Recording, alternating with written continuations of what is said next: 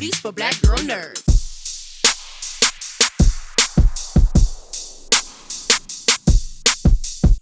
Hello, you all. I just feel like I feel so warm and fuzzy coming to talk to you all. I feel like I should have like the little hearts and eyes emojis talking to you guys after watching this. It was so sweet and it was so cool.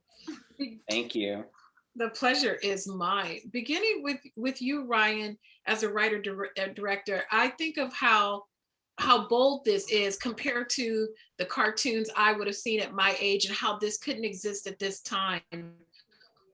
What did you think was lacks the animation genre, cartoon genre, that even inspired you to create this film? Because it was just so sweet and so tender. And I'm Thank Creole, Louisiana, as always. Yeah, thank you. So I've had a version of this story going on for 10 years. So it's been something I've carried with me for a while. And I don't think you ever want to work on something for that long without having a point, without having something, at its core. And so I think that's a big part of it. Also, I've put my whole life into animation. It's kind of like the only, I play music, but it's really like my art form. It's where I express myself. And so getting a chance with Netflix to actually take the helm of a project, and they gave me full lease on the creative on that. I wanted to make sure that, we were saying something, that we were getting somewhere, that we were putting out something that meant something to people and something positive. Because that's what kept Arlo going all these years, why it stuck with me, was that I felt from the very beginning that this was a character who was going to be, the most optimistic, joyful, bright, positive character. And he would go out into the world and face things that we all face in our lives. And as parents or, just the world at large, there are so many things to worry about, so many things that aren't great. We're all, so many things within ourselves that are broken. And so Arlo's kind of this like nearly perfect character who goes out into the world so fresh and with such optimism. And he's faced with all of these things that he has to kind of sort out. And at the end of the day, you want that positivity and that optimism that will win. That will be, that Arlo will push through and will make it, and he will make the world a better place, and he'll make the people around him better, and they'll all learn from each other. And so, I think when I found Michael, when Michael was on American Idol, and I was looking for who was going to play Arlo, and I saw this like in real life version of what I was looking for, I was like, if that is really him, if Michael is really that guy, I mean, that's it. Like that's Arlo. And sure enough, I mean, from the second I saw him, I was like, oh, it's real. It's real. That's like, and so there's so much, I think there's so much hope and so much positivity and joy in Arlo. And a lot of it I owe to Michael, bringing himself to this character. Michael, Arlo just warmed the cockles of my heart. Just that sweetness and naivety and just that willingness to see the good in anything after not having really much of anything, being isolated and going on this journey of self-discovery and finding twin flames and finding your tribe and all of these things that happen on the course of his journey. When you read for it, did you have that same attachment to it? Like, this does sound like who I am and what I'm trying to bring into the world. Oh my God, of course. I think one of the lines that stuck with me when I read the sides the first time was, "I got a daddy." When he said that, I was like, okay, yeah, this is relating to me in a lot of ways. But then just going forward and seeing the things that he's had to deal with and the lessons that he's learning, I applied that to my life in some way. And I'm like, okay, Ryan must have known me for years and years and years before this, because it's all making sense, So definitely, I think that it was so easy to become attached to him because the work that you had to do, that actors normally have to do to get to know a character, I feel like I had done that work my entire life already. So it was that step, I skipped over that step because I had already done it and applied that work to my life, because his life is sort of my own, you know? So yeah. I have pieces of myself in all these characters, particularly in Bertie, because I've been that kid.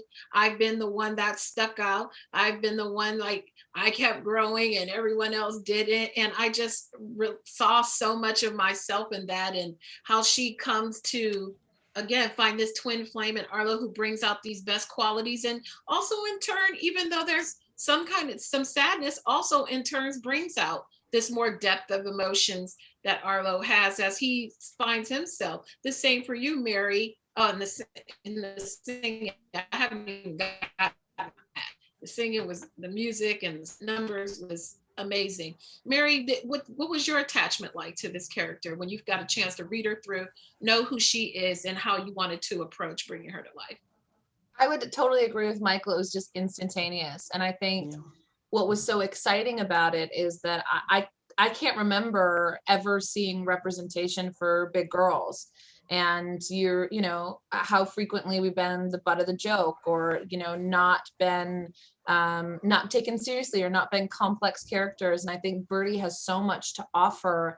And just looking at the script and reading it through, I was almost like I was flabbergasted that there wasn't a single fat joke. There's nothing in reference to her size other than that she's super strong. And I thought, how cathartic for me as a big girl to read this and to feel like, oh, I can be this representation for kids that don't know that they're weird yet. And how powerful would it be if we got to the place where it wasn't weird anymore, where you didn't stick out anymore, where everything was just sort of accepted. And I think that's the beauty of the imagination of this movie and series, is that this is what chosen family looks like, and this is what finding your community looks like, and what coming home not only to yourself but to each other means. It's just the scope of imagination is just so. I think it's going to heal. I think it's going to heal people when they watch it. It's truly beautiful, because I have my own teenager, and I think of what her friend group looks like. And it's very indicative of this type of a film, where we chose our tribe because we like each other. Mm-hmm. It's not because everyone's tall, everyone's skinny, everyone's fat, everyone's black, everyone's this, everyone's that. And this is the first film I've seen where the tribe chose each other based on that principle alone, and reinforcing that.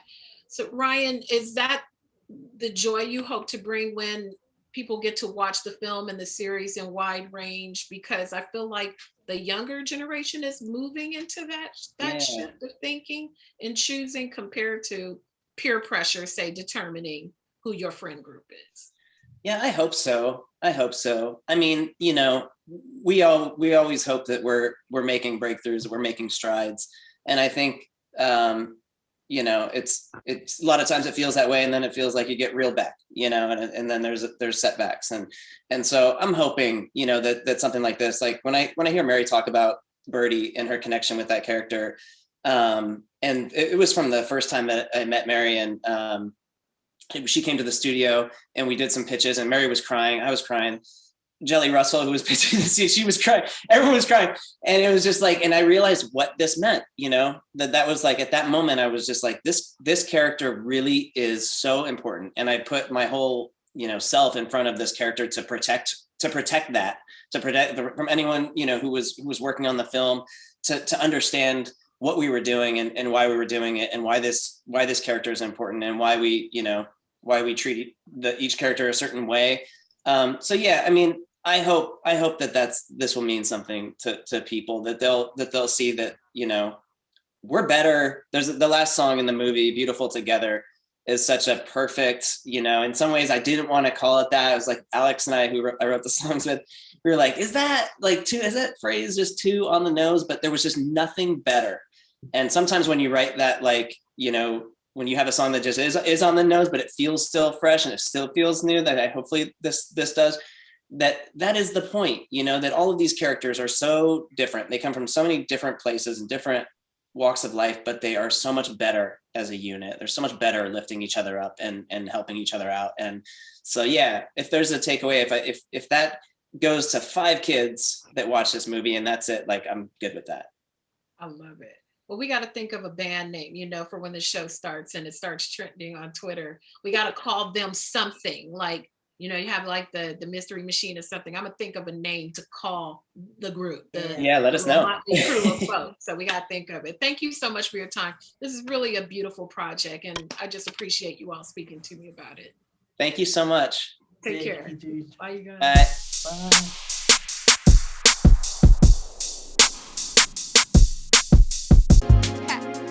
Better shake your booties for black girl nerves. Better shake your booties for black girl nerves.